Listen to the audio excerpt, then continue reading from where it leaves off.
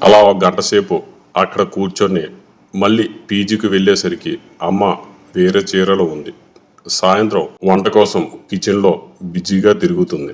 అమ్మ నన్ను చూసి నవ్వి అప్పుడే వచ్చావా అని అంటూ తన పనిలో తాను ఉంది. పద్ధతిగా చీర కట్టుకొని నిండుగా ఉంది. ఇంతకు ముందు చూసిన సీన్కి ఈ సీన్కి అస్సలు సంబంధం లేదు. బెంగళూరు వచ్చి దాదాపు 2 నెలలు దాటేసింది. అప్పటికి ఇప్పటికి అమ్మలో చాలా తేడా వచ్చింది. మొదటిలో మగాలికి చాలా దూరంగా ఉండేది, మాట్లాడేది కాదు. ప్రసాద్ అంకుల్తో కూడా అంతంత మాత్రమే. కానీ ఇప్పుడు అలా లేదు. మున్నాతో అమ్మ బాగా కలుపుగోలుగా ఉంటుంది. వచ్చిన దగ్గర నుంచి అమ్మ కట్టు బొట్టు కూడా మారింది. ఎప్పుడు బయట నిండుగా ఉండేది, కానీ ఇప్పుడు కాస్త పలచటిని పైటలు, వీపు, నడుము మడతలు కనబడుతున్నాయి.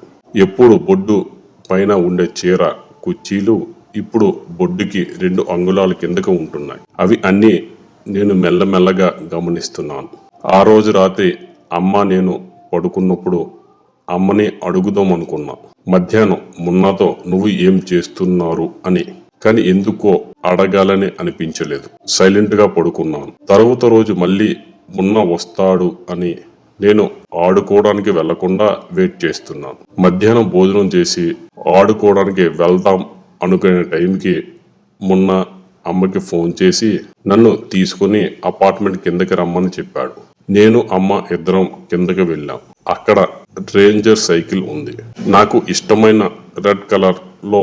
అమ్మ నన్ను చూసి నవ్వుతూ, సైకిల్ అడిగావు కదా, అదిగో నీకోసమే తెప్పించాను. ఇంకా నా ఆనందానికి అవధులు లేవు. అమ్మని గట్టిగా వాటేసుకొని థ్యాంక్స్ చెప్పాను. ఇక లేటు చేయకుండా సైకిల్ ఎక్కేశాను. అమ్మ బాయ్ అంటూ నవ్వుతూ సైకిల్ తొక్కుంటూ వెళ్ళిపోతున్నాను. అలా హ్యాపీగా నవ్వుతూ వెళ్తూ వెనక తిరిగి చూశాను. మొన్న అమ్మ పక్కన నిలబడి ఒక చెయ్య వెనకాల వేసి నడుము మీద రాస్తున్నాడు. పద పైకి వెళ్దాం అని సైగ చేస్తున్నాడు. నేను అలా సందు దాటిపోగానే అమ్మ మొన్న ఇద్దరు పైకి వెళ్ళారు. నేను వాళ్ళు అలా వెళ్ళటం చూశాను. కానీ నాకు సైకిల్ కొనిచ్చారు అని ఆనందంలో పీజీకి వెళ్ళలేదు. గ్రౌండ్ కి తీసుకుని పోయి నా ఫ్రెండ్ అందరికి సైకిల్ చూపించాను. క్రికెట్ ఆపేసి ఫ్రెండ్స్ అందరూ సైకిల్ ఒకరి తర్వాత ఒకరు తొక్కుతున్నాం. అలా నా ఫ్రెండ్ సైకిల్ కి తొక్కుతున్నప్పుడు నాకు ఎందుకో పీజీకి వెళ్ళాలి అనిపించింది. ఫ్రెండ్ ని సైకిల్ తొక్కుకోమని చెప్పి నేను పీజీకి పరిగెత్తాను. ఈరోజు సౌండ్ చేయకుండా పైకి వచ్చేశాను.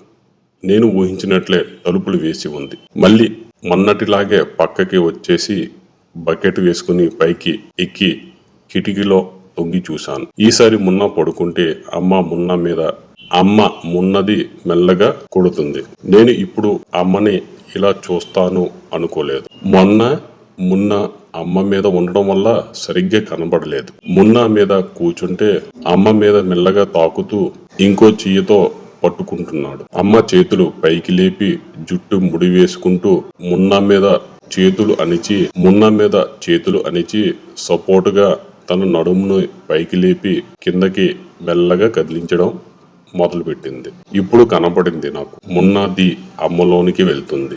సగం వరకు బయటికి వచ్చి మళ్ళీ మొత్తం అమ్మ పువ్వులోకి మాయం అయిపోయింది. అమ్మ మత్తుగా కళ్ళు మూసుకొని మున్న మీద పైకి కిందకి దబిమని సౌండ్ చేస్తుంది.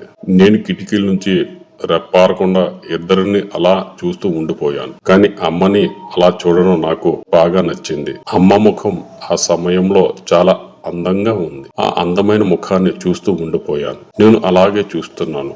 ఒక 5 నిమిషాలకి మున్న లేచాడు. అమ్మ పక్కకి జరిగి, మున్న సుజాత కాస్త పని ఉంది, నేను బయటికి వెళ్ళాలి అని చెప్తూ బట్టలు వేసుకుంటున్నాడు. మున్న నన్ను చూస్తే బాగుండదు అని నేను వెంటనే అక్కడి నుంచి వెళ్ళిపోయాను. కాసేపటికి మున్నా కూడా వెళ్ళిపోయాడు. మున్న నన్ను చూడలేదు, కానీ మున్న వాళ్ళ అమ్మ భార్గవి నన్ను చూస్తుందని ఆ విషయం నాకు తర్వాత తెలిసింది. ఇంతలో భాగ్యలక్ష్మి వచ్చింది. భాగ్యలక్ష్మి నన్ను చూసి ఏంటి మున్నా గారు సైకిల్ కొన్నారు అంట నీకు? నేను అవును. మరి సైకిల్ ఏది? నేను మా ఫ్రెండ్ దగ్గర ఉంది, వెళ్ళాలి, వెళ్ళి తెచ్చుకుంటాను అని చెప్పి వెళ్ళబోతుంటే, ఆగు, నేను వస్తాను, నాకు అటువైపు పని ఉంది. నేను భాగ్యలక్ష్మి ఇద్దరం కలిసి సైకిల్ తెచ్చుకోవడానికి వెళ్ళాము. నువ్వు చాలా అదృష్టవంతుడు, నీకు మున్నా సైకిల్ కొనిచ్చాడంటే. ఎందుకు మీరు అలా మాట్లాడుతున్నారు? నీకు సైకిల్ కొని ఇవ్వడానికి మీ అమ్మ ఎంత కష్టపడిందో. అవును, మా అమ్మ చాలా కష్టపడింది, అందుకే నాకు ఈ సైకిల్ కొనిచ్చాడు. అవును, మీ అమ్మ చాలా కష్టపడుతుంది, నేను కూడా చూశాను, చాలా బాగా కష్టపడుతుంది. మనసులో మొన్న అమ్మ కలిసి ఉండడం ఇది ఏమైనా చూసిందా? మీరు కూడా బాగా కష్టపడతారు కదా. మీ అమ్మ ప్రతిరోజు కష్టపడుతుంది, మేము ఎప్పుడో వారానికి ఒకసారి మాత్రం కష్టపడతాం. అయినా మా కష్టం విలువ నీకేం తెలుసు? నువ్వు చిన్న పిల్లాడివి, ఈ కష్టం ఇప్పుడు నీకు ఎందుకు?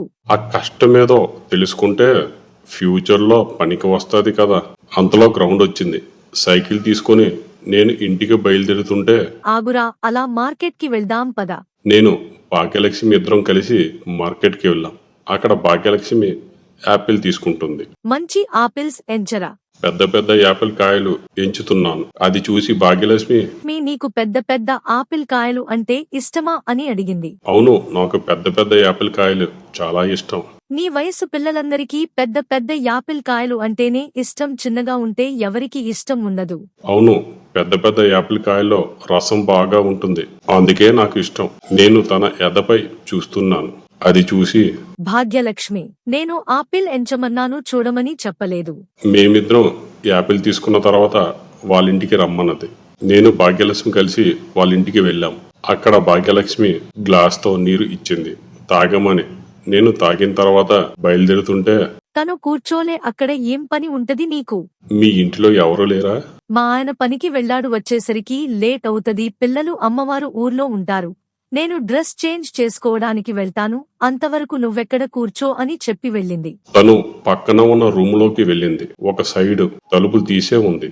నేను నెమ్మదిగా అడుగులు వేసుకుంటూ తలుపుల దగ్గరికి వెళ్ళాను. అక్కడ భాగ్యలక్ష్మి వెనుకకు తిరిగి నెమ్మదిగా చీర ఇప్పుతుంది. నేను సౌండ్ చేయకుండా సైలెంట్ గా చూస్తున్నాను.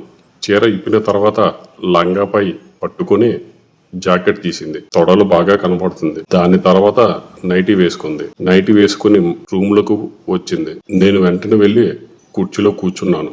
నా దగ్గరికి వచ్చి కూర్చొని మాట్లాడుతుంది. నువ్వు చిన్న పిల్లాడివి అనుకున్నాను, కానీ కాదు, నువ్వు పెద్దవాడివి అయ్యావు.